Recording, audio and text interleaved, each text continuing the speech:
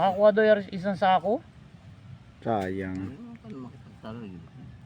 Pero sa lupa ng biyanan ko yun kasi hati-hati na sila. Eh nakita nila ang ganda. Parang nangaasar la. Tinanong ko pa, nasaan na yung tanim kong luya, ay ano dyan, ube.